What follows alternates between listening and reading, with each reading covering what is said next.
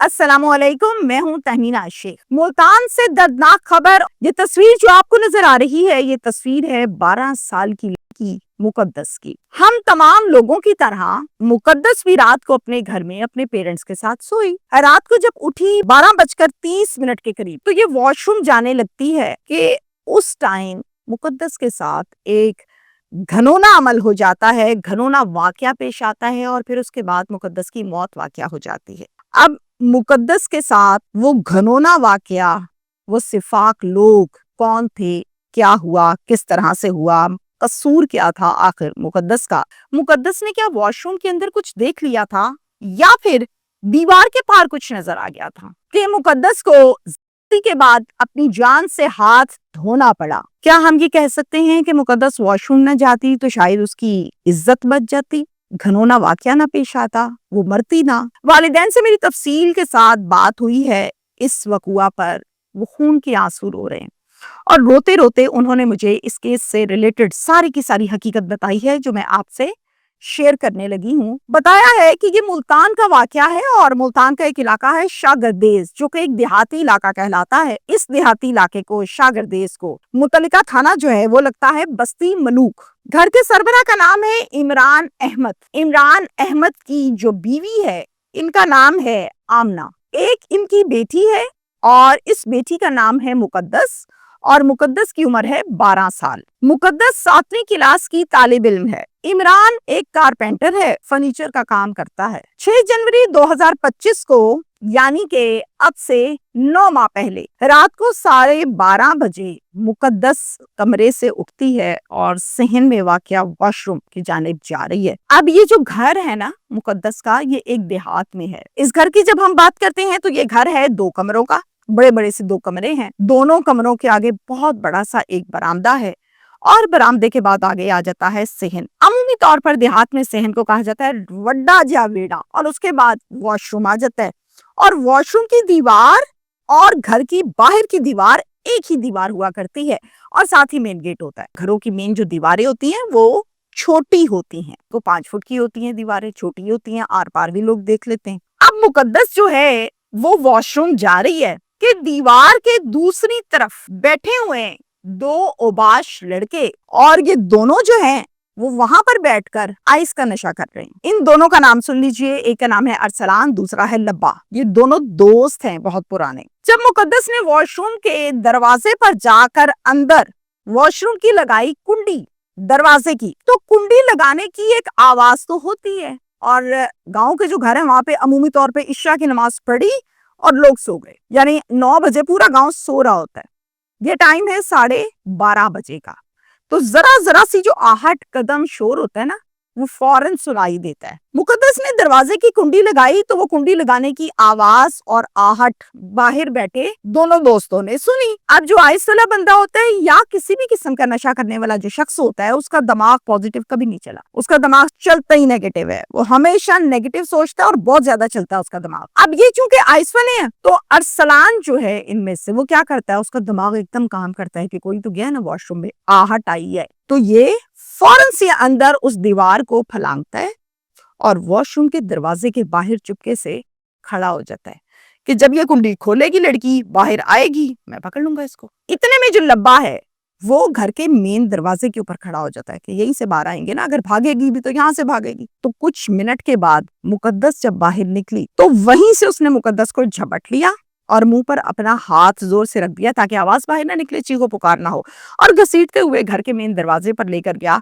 कुंडी खोली और बाहर ले गया। बाहर तो लब्बा ऑलरेडी स्टैंड बाय खड़ा था। दोनों ने इसको काबू किया और इसी गली के चौथे घर की जानिब, जो कि जेरे तामीर था, यानी कंस्ट्रक्शन हो रही थी, और ये एक अंडरस्टूड सी बात है कि जब किसी घर में कंस्ट्रक्शन होती है या काम चल रहा होता है तो वो खाली होता है, वहां को रहता नहीं है। उस जेरे तामीर मकान के अंदर ले गए लब्बा और अरसलान मुकद्दस को। ले जाकर सबसे पहले तो उसके मुंह में कपड़ा धौंसा ताकि इसकी आवाज बाहर ना निकले। उसके बाद इन दोनों ने अपनी हंस बुझाई मुकद्दस के ऊपर बारी बारी। मुंह में कपड़ा, नशई 2 मर्द, रात के 12:30 बजे। मुकद्दस की आवाज कहाँ से निकलनी है या उसका दिमाग कहाँ से काम करेगा जिसके साथ अचानक अनहोना कुछ इस तरह से हो जाए। न भागने के काबिल है, न उठने के काबिल है, न बोलने के काबिल है। उसके बाद मुकद्दस को اسی فضول حالت میں کونے میں بٹھایا ہوا ہے اور اس کے آگے بیٹھ کے پھر آئس پی رہے ہیں۔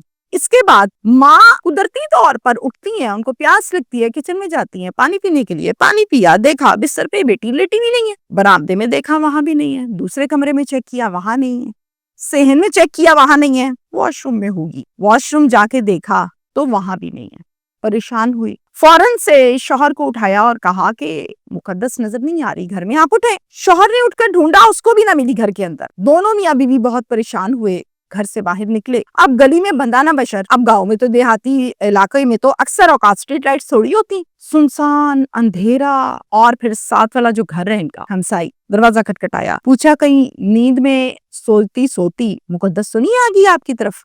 شرم بھی آ رہی ہے کیا بولنے کہ بھئی بیٹی نہیں ہے گھر میں، تو اس ہمسائی نے کہا نہیں یہاں تو نہیں آئی، ہم سب تو سو رہے، ہمیں تو پتہ ہی نہیں ہے۔ گلی میں دیکھا، اچھے سے دیکھا، کہیں نہ ملی۔ پھر اس کے بعد جو باپ تھا تلاش کرتے کرتے کرتے زیر تعمیر گھر میں یوں کر کے جب نظر ماری تو کچھ آہٹ سی سنی، دونوں بیٹھے تو نشا کر رہے تھے نا وہاں پہ، جب اس گھر کے اندر گھسا تو دیکھا کہ کونے میں مقدس کو ڈرا سہما کے بٹھایا ہوا ہے اور آگے کے دونوں بیٹھے نشا کر رہے ہیں۔ بیٹی نے اپنے باپ کو جب دیکھا تو خوف کے سارے پردے چاک کرتے ہوئے لپکی اپنے باپ کی طرف اور گلے لگ کر زور سے رونے لگی۔ باپ نے سب سے پہلے تو منہ میں جو کپڑا دھونسا ہوا تھا اس کو نکالا اور گلے لگا کے کہا کہ میں آ گیا ہوں، حوصلہ کرو۔ اتنے میں یہ دونوں نشئی وہاں سے دوڑ لگا گئے، بھاگ گئے، گھر لے کر آئے، مقدس کو بٹھایا، پانی پلایا، حوصلہ دیا اور پوچھا کہ کیا ہوا ہے، ساری بات بتاؤ، کوئی بات نہیں، جو ہو گیا وہ ہو گیا۔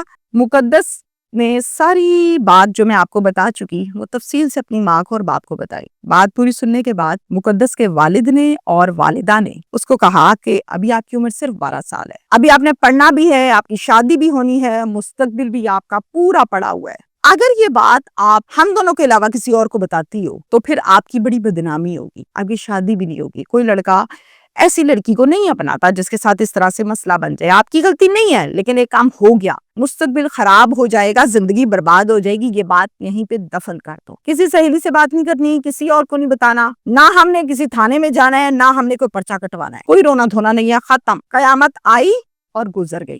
مقدس چپ کر کے ساری بات سنتی رہی۔ اب اس کے لیے تو ایک بہت بڑا ایسا کام ہو گیا جو اس نے تصور بھی نہیں کیا، پتہ ہی نہیں ہے کو۔ مقدس اندر ہی اندر مر چکی تھی، گم سم، روتی دھوتی، نہ کھانا نہ پینا، ہر ٹائم رونا ہی رونا۔ اسی طرح سے پورا ایک دن گزرا، پھر اگلا دن۔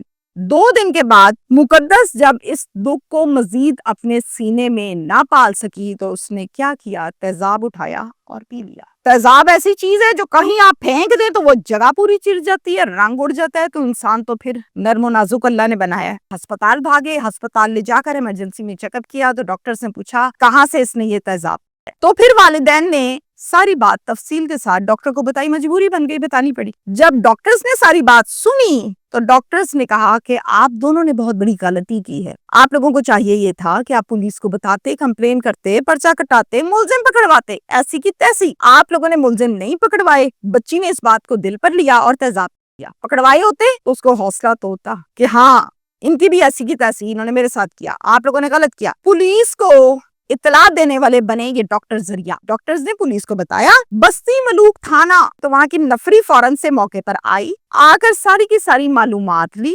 اور معلومات لینے کے بعد پیرنٹس کو لے گئی تھانے جا کے ایک FIR درج کی، اور یہ جو FIR ہے یہ نامزد درج کی گئی جس میں ارسلان اور لبے کا نام ملزمان میں لکھوایا گیا اور اس کے مدعی بنے والد صاحب۔ پولیس ریڈ کرتی ہے اور ملزم کو گرفتار کر لیتی ہے، دونوں کو۔ مقدس کی طبیعت کچھ سنبھلنے لگی جب پتہ لگا کہ FIR ہو گئی ہے، ملزم پکڑ لیے، کچھ بہتر ہونے لگی اور دوبارہ سے زندگی کی طرف بڑھنے لگی۔ ہاسپٹل سے چھٹی ہو گئی، گھر لے آئے، عدالت میں جا کے 164 کے بیانات بھی دیے مقدس نے اور یہ قانونی کاروائی کمپلیٹ کی گئی۔ اب 5 ماہ گزر گئے اسی طرح سے، قانونی کاروائی اپنی جگہ پر ہو گئی، تھانے کا کام بھی ہو گیا، ملزمان کو پکڑ بھی لیا گیا، والدین نے بھی سمجھا دیا، لیکن مقدس نے جو تیزاب تھا تو آنتیں، اندر سے ناڑیں، تمام چیزیں، معدہ، سٹمک سب برباد ہو گیا تھا۔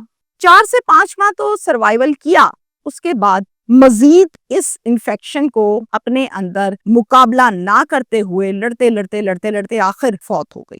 9 ماہ گزر چکے ہیں اس پورے کے پورے واقعے کو، جس کی ڈیٹیلز میں نے آپ کو ابھی ساری کی ساری بتائی ہیں۔ मुदई वालिद, मेरी फोन पर इनसे बात हुई है। मैंने पूछा क्या बना, मुलजिमान को हो गई सजा, अब आपको कोई बेहतर लग रहा है हालात वाकयात, कोई तसल्ली हो रही है? उसने कहा नहीं बाजी, बेटी मेरी मर गई, वकीलों को मैं पैसे दे रहा हूँ, थाने में मैंने पर्चा कटाया था और आज तक मुलजिमान को सजा नहीं मिली। उनको सजा मिलेगी तो मुझे कुछ सुकून होगा। मैं मजदूर बंदा हूँ, जो दिहाड़ी मिलती है, जो मजदूरी मिलती है, वो मुझे बता दें, वकीलों को दूं या अपनी रोटी पूरी करूं, या फिर मैं अब थाने कचहरियों के चक्कर लगाऊं? जाऊं तो जाऊं कहाँ?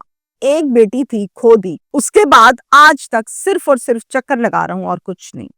और इसके बाद वो ज़ारो कतार रोने लगे। तहमीना शेख एंकर पर्सन, आप आला हुकाम से ये गुजारिश करती है मौदुबाना अंदाज में, तगड़े बंदे के साथ हो ना, या गलत काम हो, कोई पैसा खा जाए, कोई बदतमीजी कर दे, ऐसी तैसी फेर देते हैं अगले बंदे की, क्योंकि ताल्लुकात हैं, कॉल्स चलती हैं, वॉलेट में खुले डुल्ले नोट होते हैं, एटीएम्स चलते हैं। मुझे बता दें कि अगर ये फर्ज के तौर पे बंदा दिहाड़ी करने नहीं जाता, मजदूर है ना, दिहाड़ी मिलती है, दिहाड़ी नहीं करेगा तो रात को पैसे नहीं मिलेंगे, पैसे नहीं मिलेंगे तो हांडी कैसे पकेगी, खाना किधर से खाना है? चलें, कचहरी चला गया, केस लड़ना है जी, वकील को मिलना है, तो फिर दिहाड़ी कौन करेगा? उसका ये रोना है कि मैं फेरे मारूं या दिहाड़ी लगाऊं और रोटी खाऊं।